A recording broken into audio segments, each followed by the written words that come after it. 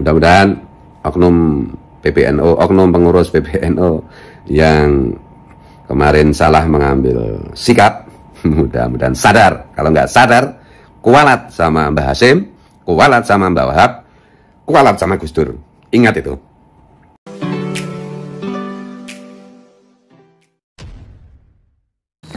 Assalamualaikum warahmatullahi wabarakatuh. Jumpa lagi dengan saya di channel Gagasan Progresif 79. Sahabat sebangsa dan setanah dimana saja Anda berada.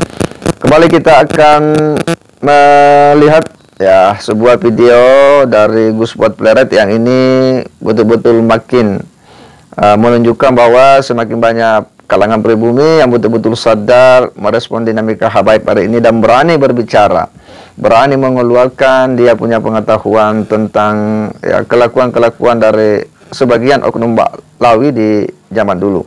Dan kali ini sebuah tulisan yang ini dibacakan oleh Gus Fuad Pleret. Tulisan ini dari Haji Raden Ahmad Suranegara ya, yang sepertinya betul-betul banyak mengikuti perkembangan habaib sejak dulu, dan dia pun dalam tulisan itu yang dibacakan oleh Gus Fuad Pleret mengulas dengan sangat tuntas ya, dengan sangat tegas dan lantang bagaimana mengungkapkan sejumlah perilaku-perilaku buruk dari sejumlah oknum-oknum dari Ba'lawi ini. Dan ini saya kira penting ya untuk kita teruskan, kita sampaikan kepada publik biar umat Islam paham bagaimana kelakuan-kelakuan dari segelintir oknum-oknum Ba'lawi di masa dulu, dan bagaimana seharusnya kita harus menyikapi persoalan yang hari ini sedang viral. Karena bagaimanapun juga telah menimbulkan sebuah cara pandang yang berbeda. Di satu sisi, sebagian dari kalangan habaib itu sering membangun framing bahwa ada segelintir orang yang mencoba memecah belah umat Islam, membenturkan antara ulama, kiai dengan para habaib. Ya, mereka yang dimaksud ini adalah orang-orang yang hari ini sedang melakukan ya riset-riset penelitian terkait dengan nasab para habaib Ba'lawi. Kemudian mereka juga sering membangun framing bahwa ada segelintir orang yang mencoba membangun kebencian terhadap suriat Nabi. Ini terus framing yang dia ketengahkan di ruang-ruang publik. Padahal ya tidak ada kebencian sama sekali terhadap suriat Nabi. Ya, bahwa apa yang dilakukan oleh Kiai Mudin Umas ini, Kiai Imad melakukan penelitian ini berdasarkan ilmu pengetahuan dan seharusnya dijawab dengan ilmu pengetahuan pula. Tulisan ini juga menyentil ya PBNU ya, dan berharap bahwa PBNU sebenarnya mengambil sikap untuk melakukan ba'sul masail untuk menengahi peristiwa kejadian yang hari ini sedang lagi menyita perhatian umat Islam. Nah, seperti apa ulasannya kita akan coba simak ya sebagaimana dibacakan oleh Gus Fuad Pleret ini. Beredar satu tulisan di beberapa grup WA yang menurut saya perlu diketahui publik ya. Mungkin ada gunanya. Ini saya pakai langkon. Judulnya ini, maafkan kami PBNU jika dalam hal ini kami telah lancang untuk melawan tuan-tuan, oleh Haji Raden Ahmad Suranegara.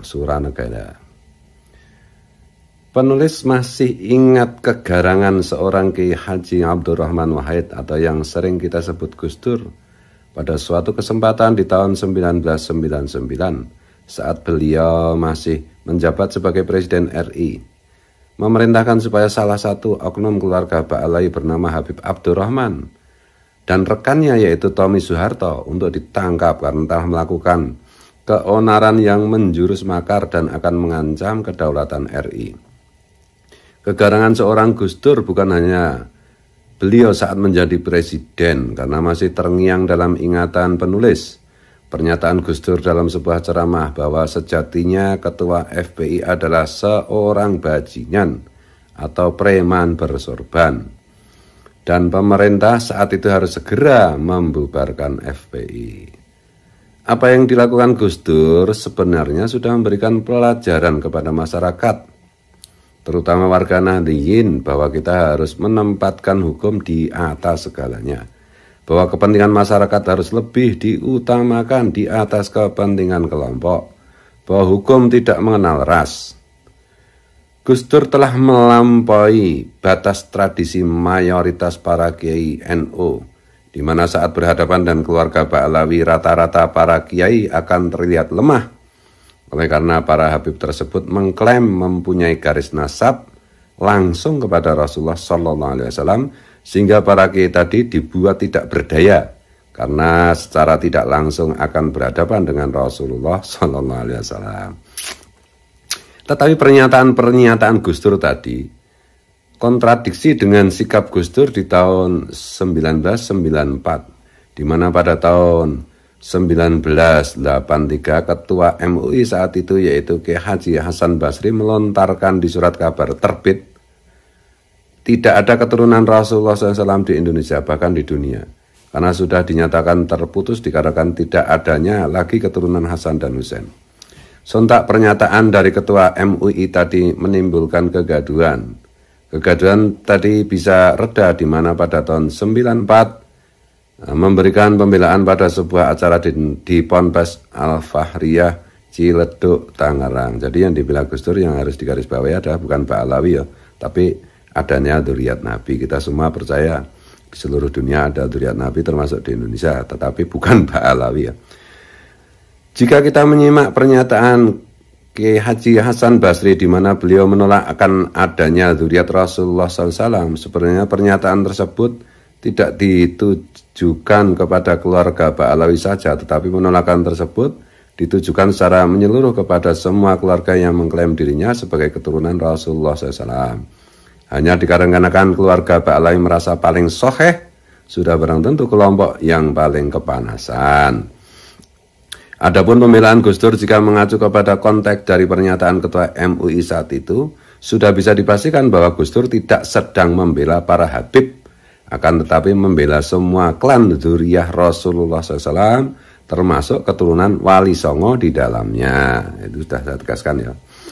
Akan tetapi sehubungan keluarga Ba'alawi terlalu kegeeran, maka momen pembelaan Gus Dur dianggap sebagai pembelaan yang hanya ditujukan kepada klan Ba'alawi, lebih parahnya lagi oleh keluarga Ba'alawi. Momen tadi dipandang dengan sudut pandang lain, di mana pembelaan Gus Dur dari beberapa tulisan yang penulis dapatkan dipandang sebagai bentuk mahabbahnya seorang Gus Dur terhadap mereka.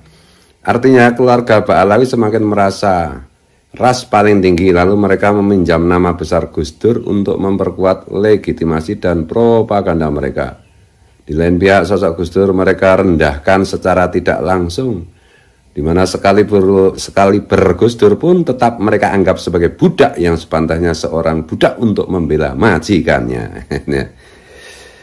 Hal yang serupa telah dilakukan oleh para pendiri NU, misalnya Kiai Wahab Hasbullah, di mana pada masa kemerdekaan beliau meminta kepada pemerintah Indonesia saat itu, tepatnya kepada Presiden Soekarno, untuk mengakui para imigran Yaman diakui sebagai bagian dari penduduk pribumi Indonesia, yang saat itu posisi mereka, keluarga Ba'alawi, selepas dari penjajahan Belanda yang dilanjutkan oleh Jepang sudah sangat terpuruk.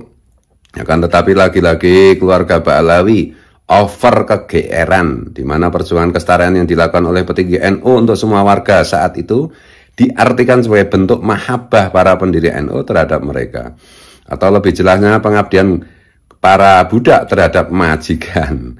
Mereka tidak merasa kaum minoritas di negeri orang, justru sebaliknya mereka lebih merasa tuan besar yang wajib ditaati dan dihormati sebagai ras yang paling tinggi di negeri ini. Perlu diingat, Gus Dur dan para pendiri NU terdahulu dikenal dengan keberaniannya tampil ke muka untuk selalu membela kaum yang lemah, membela kaum yang terpojokkan dan terpinggirkan, lalu dibawa ke permukaan pada pentas kesetaraan antar manusia. Dengan demikian tidak mengherankan jika pada momen-momen krusial Gus Dur mengikuti para pendahulunya yang selalu tampil ke depan, sehingga baik Gus Dur maupun Kiai Wahab Hasbullah, juga Kiai Haji Hasyim Asy'ari adalah sosok yang mewakili semua golongan, terutama golongan lemah ataupun kaum minoritas yang terzalimi. Sekarang ini muncul sebuah gugatan terhadap keabsahan nasab klan Ba'alawi yang dimotori oleh Kiai Imaduddin. Pertanyaannya, apakah klan Ba'alawi terzalimi? Untuk menjawab pertanyaan tersebut penting kiranya untuk sedikit mengurai sejarah kedatangan kaum imigran Yaman, khususnya keluarga Ba'alawi, yang dirangkum dan disarikan dari berbagai literasi di beberapa media, juga buku-buku yang penulis dapatkan tetapi bisa dipertanggungjawabkan. Keluarga Ba'alawi yang didatangkan oleh Belanda ke Nusantara pada abad ke-19 Masehi secara jumlah jelas adalah kaum minoritas, di mana jumlah mereka tidak sampai 2% dari jumlah total penduduk Nusantara pada saat itu. Adapun tujuan pemerintah Belanda mendatangkan imigran Yaman yang didominasi oleh keluarga Ba'alawi, di samping sebagai buruh juga untuk memperkokoh kedudukan politik pemerintahan Belanda, di mana saat itu tengah bergejolak perlawanan dari pribumi, sehingga pemerintah Belanda memandang perlu juga untuk mendatangkan para tokoh Ba'alawi yang paham akan agama Islam. Jadi itu Perang Diponegoro dan rangkaian berikutnya itu ya. KBN Nusantara banyak membahas ini, bisa dilihat video-videonya. Lanjut ke tulisan. Pemerintahan Belanda juga saat itu telah memberikan kenyamanan dan dukungan penuh terhadap keluarga Ba'alawi dengan mendudukkan mereka sebagai ras lebih tinggi di atas penduduk pribumi, serta memberikan berbagai fasilitas, baik fasilitas ekonomi juga politik, misalnya dengan mengangkat salah satu tokoh Ba'alawi menjadi mufti Batavia. Dengan dukungan tersebut, para imigran Yaman khususnya keluarga Ba'alawi telah menjelma menjadi kekuatan baru penyokong utama dari kekuatan lama, yaitu pemerintahan Belanda. Kekuatan Ba'alawi terdukung oleh dua aspek, yaitu aspek politik dan ideologi, di mana mereka terus mempropagandakan secara gencar bahwa mereka adalah keturunan Nabi yang suci. Dengan klaim sepihak sebagai keturunan Nabi, mereka pun secara luasa bisa memperlakukan penduduk lokal sama persis dengan apa yang dilakukan oleh orang-orang Belanda, yaitu memperlakukan penduduk setempat tak ubahnya sebagai budak-budak mereka. Akan tetapi kedudukan politik, ekonomi, serta pamor sebagai zuriyah Nabi menjadi sangat lemah dan terpuruk di masa pemerintahan Jepang. Apalagi pada masa awal-awal kemerdekaan, mereka tidak dipandang sebelah mata oleh para pemimpin di negeri ini. Hal tersebut membuat posisi mereka makin terpinggirkan dan terpojok. Dan pada saat itulah Kiai Wahab Hasbullah sebagai pembela kaum minoritas tampil ke muka dengan permohonan kepada Presiden RI untuk mengakui kesetaraan mereka dengan pribumi lainnya. Ternyata masalah kesetaraan yang telah mereka dapatkan hasil dari kerja keras petinggi NU tidak membuat mereka merasa puas. Mereka ingin tetap diperlakukan sebagai ras paling tinggi, sebagaimana di masa pemerintahan Belanda. Mereka ingin semua penduduk yang beragama Islam menghormati mereka. Dengan demikian mereka pun berupaya untuk memperkokoh kedudukan seperti tadi dengan menyebarkan cerita-cerita mitos yang mereka bawa dari negerinya ataupun yang mereka ciptakan saat berada di Nusantara sesuai dengan kebutuhan mereka. Seperti misalnya, seorang syarifah haram untuk menikah dengan pribumi, dan itu sama dengan perbuatan zina. Syarifah itu perempuan keturunan Ba'alawi ya. 2. Seorang Ba'alawi walaupun seorang yang bodoh tetap lebih utama derajatnya dibanding dengan 70 kiai pribumi yang alim. 3. Semua keluarga Ba'alawi dipastikan akan masuk surga walaupun melakukan dosa besar sekalipun, dan mereka akan membawa semua para pecinta mereka ke surga lewat jalan tol yang disiapkan hanya untuk mereka dan para muhibin mereka. 4. Seorang tokoh pemuka Ba'alawi Mi'raj bertemu dengan Allah Subhanahu wa ta'ala 70 kali dalam sehari. Padahal Rasulullah seumur hidup sekali. Berarti ini 70 kali lebih sakti dari Rasulullah. 5. Seorang pribumi bisa selamat di alam barzah karena malaikat penjaga kubur dikasih surat oleh seorang tokoh Ba'alawi. 6. Pelayan atau khodam seorang tokoh Ba'alawi tidak ditanya oleh malaikat mungkar dan nakir, dan lain-lain. Cerita penuh halusinasi. Begitu banyak cerita mitos lainnya yang mereka karang dan sebarkan. Tidak peduli cerita tersebut melabrak hukum syara ataupun tidak. Yang penting kedudukan mereka jangan sampai goyah di masyarakat. Cerita-cerita mitos tadi mereka sampaikan tidak di hadapan para intelektual NU karena sudah dipastikan akan mendapat tantangan keras. Tetapi mitos tadi mereka sebarkan di akar rumput, terutama di perkampungan-perkampungan dengan mengatasnamakan hadis Nabi dan kitab para ulama terdahulu, dan ulama yang mereka maksud sudah barang tentu ulama golongan mereka. Upaya mereka patut mendapatkan acungan jempol dikarenakan dampak dari mitos-mitos yang mereka sebar. Bermunculan kejadian-kejadian yang membuat kita menjadi miris dan sebagai warga pribumi kita merasa terhinakan. Misalnya, di Subang seorang Habib Ba'alawi menikahi perempuan adik kakak sekaligus. Wah, gila ini. Dan ayah dari si perempuan tadi tidak bisa berbuat apa-apa dikarenakan takut kualat dan takut tidak diakui sebagai umat Rasulullah SAW. Gila ini, Habib gila ini. Di Bandung Barat ada seorang wanita dinikahi seorang Habib hanya 3 hari. Setelah 3 hari ditinggal begitu saja, seperti meninggalkan barang najis atau membuang sampah yang tidak ada artinya. Terus seorang kiai di Limbangan harus pulang ke Cianjur dikarenakan ia dikejar-kejar hutang oleh tetangganya. Ia berhutang dikarenakan sering didatangi para habib dan meminta uang yang jumlahnya besar untuk ukuran kiai dan ia terpaksa meminjam uang kepada tetangga. Akhirnya pesantrennya bangkrut karena ia harus mencari uang untuk membayar hutang dan lain-lain. Sebenarnya masih banyak kejadian yang serupa yang terjadi di Jawa maupun luar Jawa dan seandainya fenomena tersebut dibiarkan untuk beberapa tahun ke depan secara mental ataupun akidah, maka bangsa ini dipastikan akan semakin parah dan rusak dikarenakan bangsa ini khususnya warga Nahdien mereka dikondisikan seperti onta yang akan selalu manut kepada majikannya. Adalah benar sebuah pepatah mengatakan, bila mitos telah menjelma menjadi keyakinan dan tidak lagi dikritisi, masyarakat dengan mudah diperdaya oleh kekuasaan.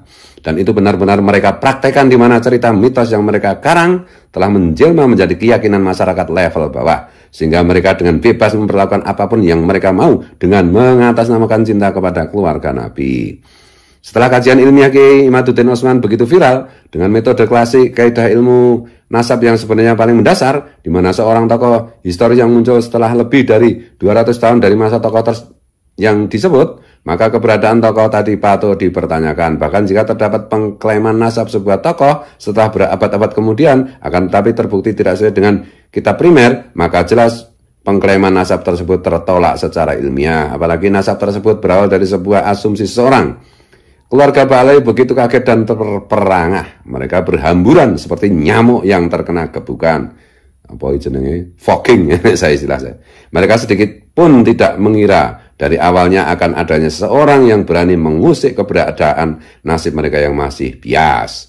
Sebenarnya masyarakat menantikan jawaban dari kelompok Ba'alawi. Sebuah jawaban yang seimbang di mana kajian ilmiah dijawab dengan kajian yang ilmiah pula. Akan tetapi keluarga Ba'alawi tidak mempunyai hujah yang sepadan. Mereka membahas penelitian Kiai Imad dengan berbagai pertunjukan lawakan, yaitu dengan menebar cerita-cerita dusta atau marah-marah seperti orang kesurupan di media sosial. Mereka tetap menebar mitos untuk menakut-nakuti masyarakat. Ada pula dari mereka yang memposisikan diri sebagai kelompok yang terzalimi, di samping melontarkan berbagai tuduhan kepada Kiai Imaduddin dan yang sepadan dengan beliau sebagai kelompok pembenci durian Rasul. Akan tetapi terdapat pertunjukan yang jauh lebih lucu dibandingkan dengan pertunjukan dipertontonkan keluarga Ba'alawi, yaitu pertunjukan yang ditampilkan oleh sebagian pengurus PBNU, oknum pengurus PBNU.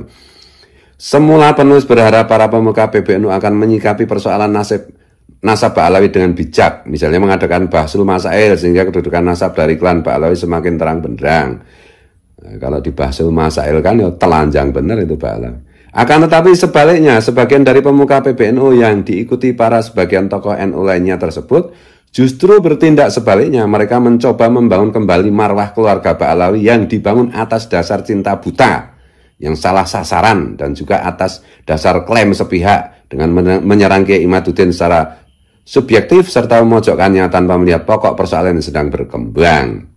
Sepertinya para tokoh NU tadi, oknum tokoh NU tadi tidak pernah turun ke bawah sehingga tidak mengetahui fenomena-fenomena yang terjadi di akar rumput warga Nahdien itu sendiri. Mereka tidak merasakan bagaimana hidup dalam tekanan spiritual yang dilakukan oleh para oknum Ba'alawi terhadap para kiai yang tinggal di perkampungan, atau mungkin para sebagian tokoh oknum NU tadi tidak mau tahu dengan apa yang terjadi tersebut demi kepentingan tertentu.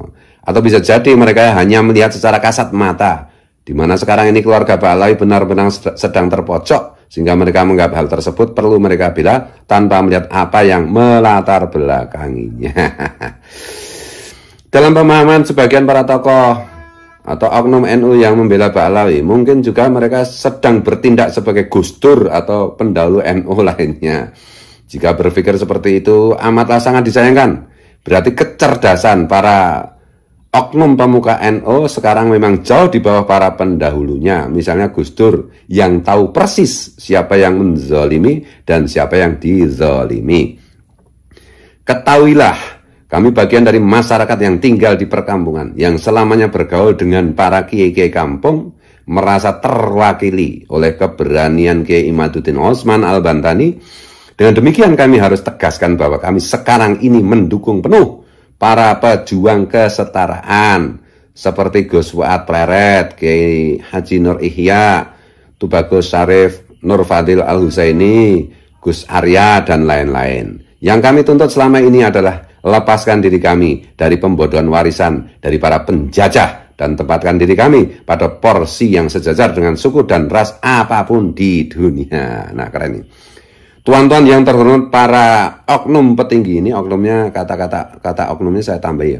Tuan-tuan yang terhormat para petinggi oknum NU. Jika tuan-tuan sekarang ini membela klan Ba'alawi tanpa didasari oleh kajian yang lebih mendalam atau membela secara membabi buta, ketahuilah tuan-tuan tidak sedang menjadi Gus Dur, tidak sedang menjadi Kiai Wahab Hasbullah, dan juga tidak sedang menjadi Kiai Hasyim Asy'ari, tetapi tuan-tuan sebaliknya sekarang ini sedang membela kelompok yang telah lama membodohi serta menzalimi kami. Berarti tuan-tuan secara tidak langsung saat ini sedang menjadi penerus Ratu Wilhelmina, di mana sekelompok minoritas telah tuan-tuan biarkan melakukan penjajahan secara spiritual berkesinambungan kepada kami semua. Maafkan jika kami sekarang ini mulai lancang untuk itu. Demi kehormatan para kiai di kampung-kampung, demi kehormatan suku-suku yang ada di Nusantara yang sangat kami cintai. Jika tuan-tuan bersikap demikian, maka terpaksa tuan-tuan semuanya kami lawan. Ini ditulis oleh, sekali lagi oleh, dan ditulis oleh Kiai Haji Raden Ahmad Suranegara. Penulis ada sekretaris KWS Kumpulan Warga Sokopuro, Korwil Tasikmalaya, dan juga pengurus KBC Keluarga Besar Cikelepu Limbangan Garut. Ya begitulah ya.